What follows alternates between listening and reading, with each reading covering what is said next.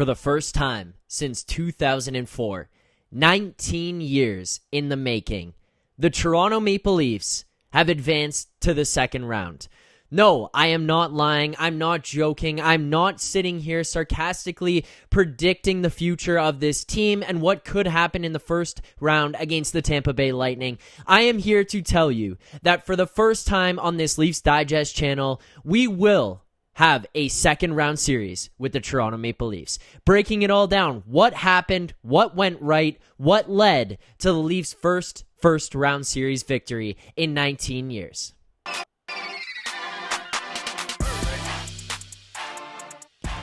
What's up, Leafs fans, and welcome back to Leafs Digest. Yes, as I said in the opener, it happened. The Toronto Maple Leafs have finally won a first-round series. 19 years in the making. Back in 2004 was the last time that they won a first-round series. And yes, Leafs fans are going to get trolled online for being so excited about the victory, parading up and down the streets. But what people need to take into account with this, yes, is it a little bit embarrassing that we had to go so long to wait for a playoff series victory? Okay, yeah, of course it is. But you know what? I was 5 years old the last time that this Leafs team won a first-round series, won a playoff series. There are people right now who are diehard Leafs fans who are able to drink. They are allowed to drink. That's how old they are now. Who were born the year that the Leafs won their first playoff series. That is how long this has been. And on top of that, there's people like myself who were so young, it's just a glimmer in the back of our minds, a little slight memory we have of what happened so long ago. But our parents and our aunts and uncles and grandparents who have been waiting for so long to see any type of success with this Leafs team, it is a moment of relief for this Toronto Maple Leafs fan base to finally get to see that. So, I thought, you know what? I was on stream last night. You guys got to see my live reaction of the overtime goal and a brief post-game recap. But we never really got to go through what went right for this Leafs team in this series. What led to a win? Some key highlights, all that kind of stuff. So, throughout today's show, we're going to talk about Ilya Samsonov, Matthew Knies' contribution to this lineup, the deadline acquisitions, and, most importantly, the fact that the big boys showed up in this series. So we will break that all down. But let's start here with Ilya Samsonov.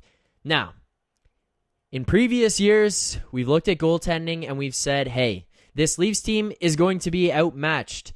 Specifically, when you look at where we were at last year with Jack Campbell in net against Andrei Vasilevsky, you're going, oh my goodness, how are we going to face off against this guy? And you know what? At the end of the series, it ended up being that Jack Campbell actually played pretty well relative to what Vasilevsky did in net for Tampa. It just wasn't enough. And there were a couple of times where he lost us some games or maybe just had some really bad goals that were some heartbreakers, maybe emotionally, mentally, whatever it was, but they were not great goals. You look back to Freddie Anderson.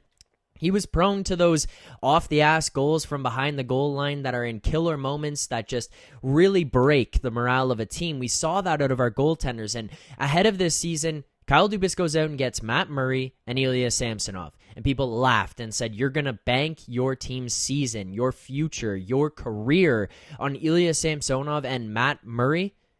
Ilya Samsonov has gone and proved to be worth every single cent. He was worth the gamble. This Leafs team, the scouting department, the GM, the president, these guys all saw something in Ilya Samsonov and whatever they saw in his time in Washington, and they thought he could be and could become here, coming to Toronto and being maybe in more of a tandem position.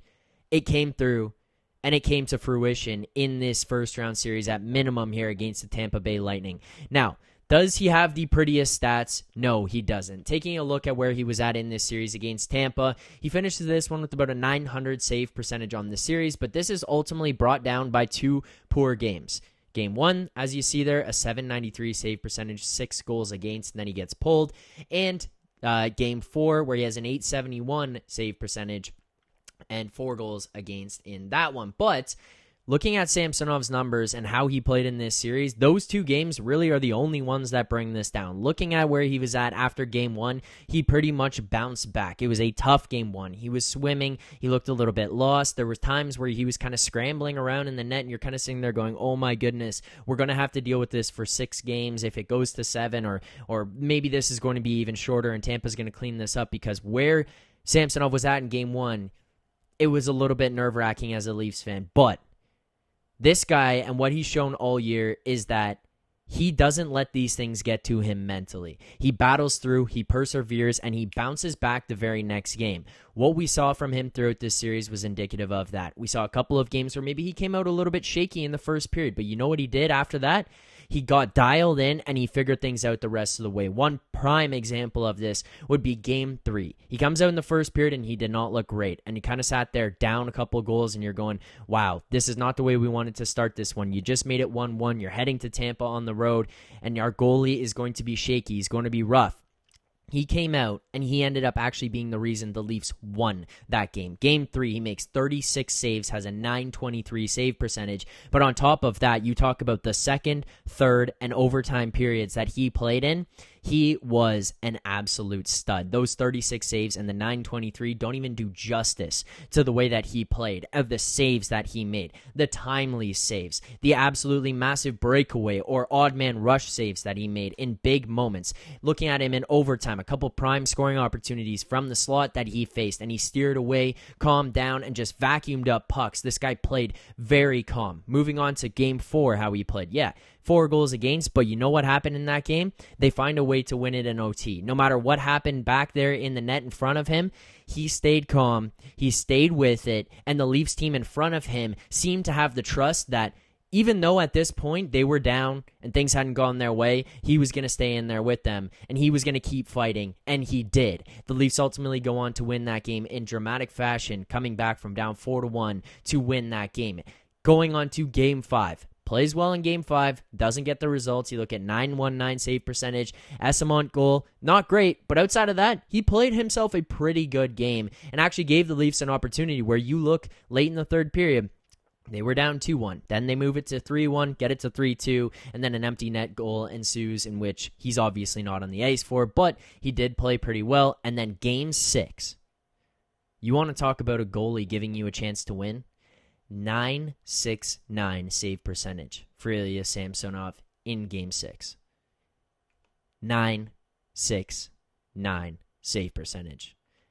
This guy went out there and absolutely went toe-to-toe with Andrei Vasilevsky, the man who's deemed the best, if not the best, one of the best goaltenders in the entire NHL. He makes 31 saves on 32 shots. He allows 1 goal against, and Ilya Samsonov was absolutely out of his mind. And yet another game that the Leafs got outplayed in, Samsonov came up absolutely huge. This guy was a stud, but not only was Ilya Samsonov a stud in this one, and a new acquisition to the team this season, but so was Matthew Knies. Matthew Knies is, in fact, a stud, ladies and gentlemen. The performance that he put on throughout this playoffs, I mean, we were talking, and I said ahead of time, I don't think this is a good strategy if you're going to be banking on this kid to come in here and be a savior. If this is your whole trade deadline plan and approach, I don't know if this is the wisest thing to do to bank your season on that. Wasn't saying it was going to pan out poorly for them, but more just the fact that he's coming from college. You don't really know what college kids are going to be, and my oh my, he made a lot of people shut up after that.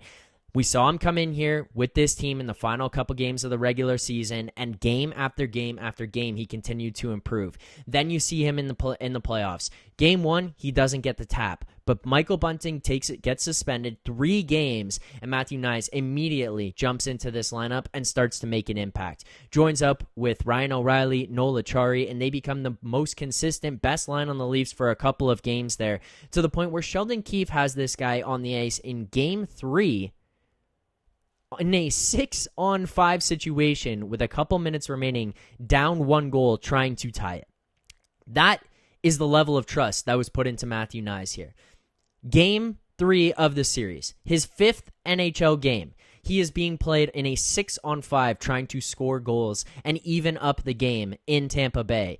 He's on the ice when they score the goal to tie the game. You go to overtime in that game. Morgan Reilly, game winner. Matthew Knies on the ice. Go to game 4. Alex Kerfoot, OT winner. Matthew Knies on the ice. Game 6 to clinch the series and send the team to the second round for the first time in 19 years. Not only is Matthew Knies on the ice, he actually wins 2 down-low corner battles where he outmuscles the defender who's on him. wins the puck battle, and continues the offensive zone pressure down behind the goal line. And then on the goal that John Tavares scores, it's Matthew Knies in the corner who wins the puck battle and makes a nifty little backhand pass along the boards to John Tavares as he slides through underneath behind him and picks up the puck, comes out front, and scores the goal. 3 overtime wins on the road. Matthew Knies on the ice for all 3.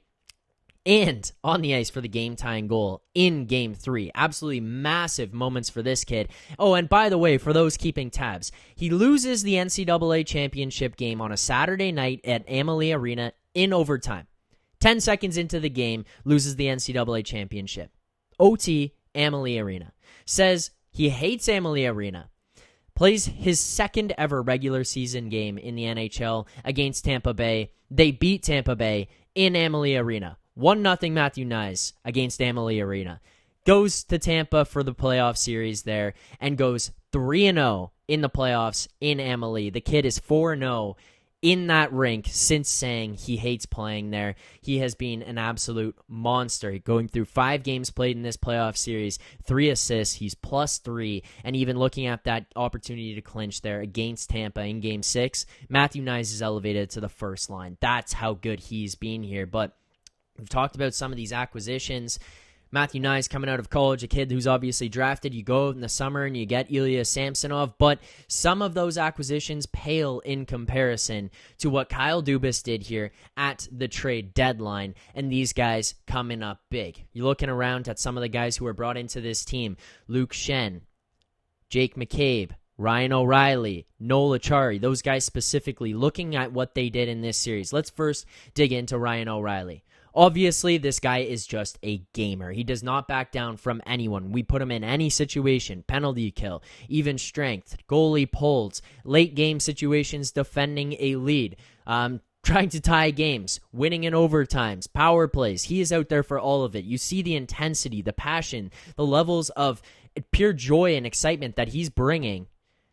Look at this guy and his bench celebrations when this team won in that Game 6 off the Tavares goal. He is going out of his mind with excitement. He's doing the same thing on the Kerfoot tip-in. This guy has been absolutely incredible. Tying goal in Game 3 to send it to overtime. Wins the draw in that game back to Morgan Reilly, who gets the shot off and scores. Put this guy in any situation. Adding him onto the third line there as well creates such a matchup nightmare for the other team, whoever they're going to be playing against, because you look and you go, we got through Matthews. We got through Tavares. Okay, now we can go head-to-head with a third line. Oh, my goodness. You look out there, and it's Ryan O'Reilly is the third-line center on this team. Matchup nightmares for other teams as they try to figure this one out and try to even anything out from that standpoint. So, a little bit tough from them there. All signs also point here, based on all the insiders and their reporting, it's his locker room now. He comes in here and he just takes over from an excitement level, an energy level, and an intensity level, dragging guys into the fight. We talked about the slow starts. Yes, that's been a problem, but you know what? Outside of that, Ryan O'Reilly has found ways to drag this team back into games and never let them completely get out of it. Now, let's talk about Noel Acciari and Luke Schenn.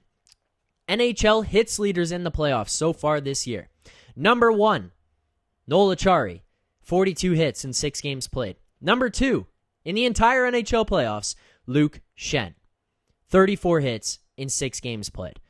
These guys hit absolutely anything and everything. We talked about how you need some physical presence in there, but you can't just have donkeys running around trying to smash everything, because it's not going to really work out for you if they can't play, if they can't contribute to other factors. These guys have been good.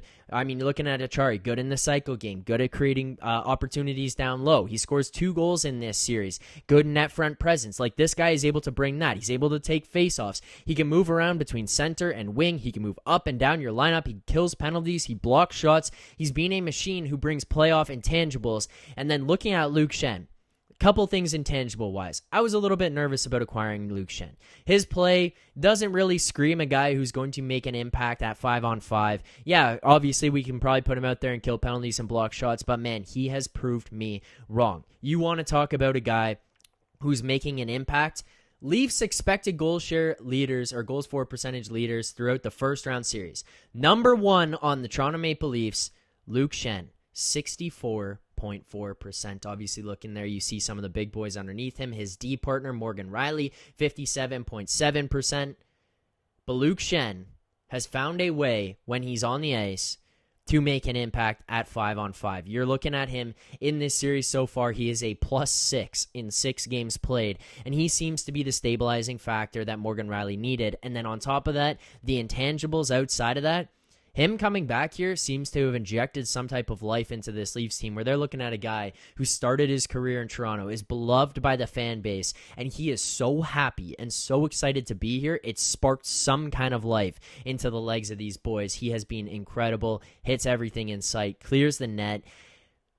Man, Luke Schenn has been a monster. Now, looking at Jake McCabe, throughout this first round, it's been a little bit more difficult for Jake McCabe than it was through when we saw him down the stretch in the regular season. But here's what I'll say about him. He's eating big minutes, playing against the top line of the other team, having to play in a shutdown role. He's playing in his first ever playoffs. Goes out there, wins his first ever playoff series. Game 6, Game 5.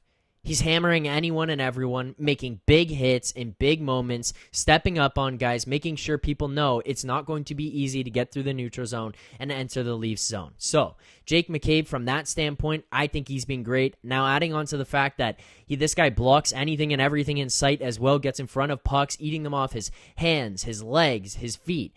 He is an absolute warrior out there. And above all else, having that and watching that guy go out there and do that is something that injects life into this Leafs bench. You watch a guy go out and just eat pills off the bottom of his feet, off his toes. It's going to give those guys some life. But yes, going down and having guys who are in your depths and having acquisitions that make an impact is great. But nothing is going to be better than having the big boys show up. And that is exactly what they've done here so far in this first round and in this playoffs. Have they really taken over or dominated a game? Not necessarily, but let's look at some of the NHL points leaders.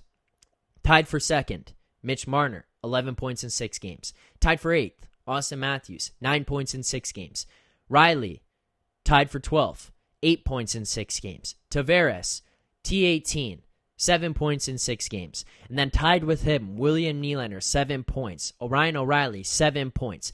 Every single one of those guys, Marner, Matthews, Reilly, Tavares, Nylander, O'Reilly, had more points than the leading point scorer on the Tampa Bay Lightning. Looking at Tampa players here for their points, Reilly, 6, Kucherov, 6, Perry, 5, Killorn, 5, Hagel, 5, Stamkos, 4, Colton, 4, points, 4. Every one of the big boys on the Maple Leafs outscored everybody on the Tampa Bay Lightning.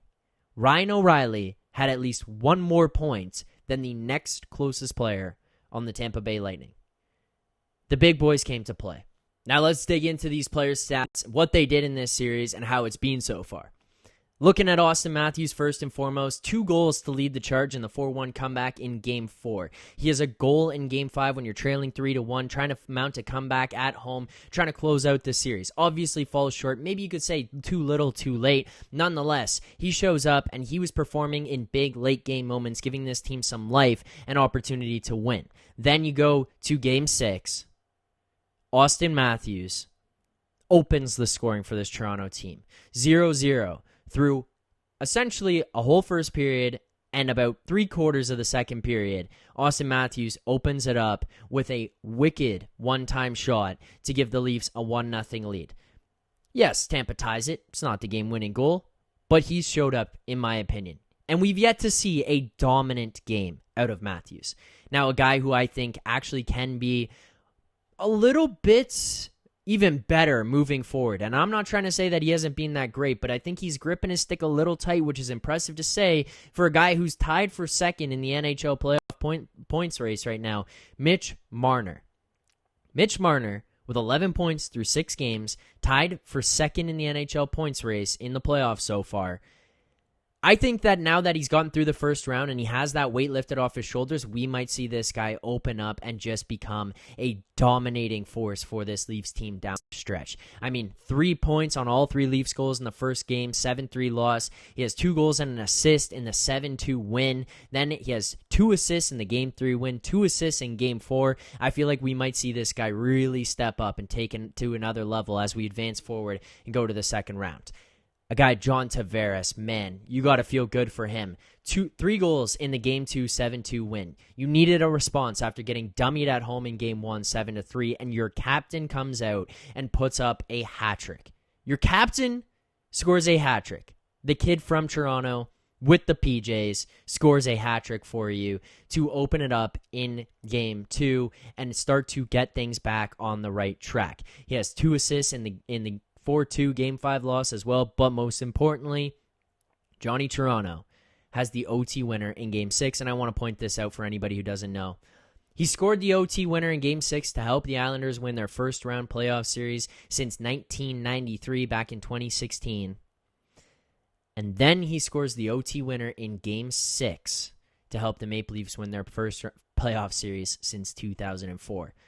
Johnny Toronto coming up big in big moments. And finally, the guy I really want to show some love to here, Morgan Reilly. T12 in the NHL playoff points race. He has 8 points in 6 games, but Morgan Reilly goes 4 assists in the 7-2 win against Tampa there in the second game at home to open this series. He responded, and he has been absolutely incredible these playoffs. The OT winner in Game 3, the tying goal in Game 4 to make it 4-4 during that comeback, and then he assists on the OT winner there.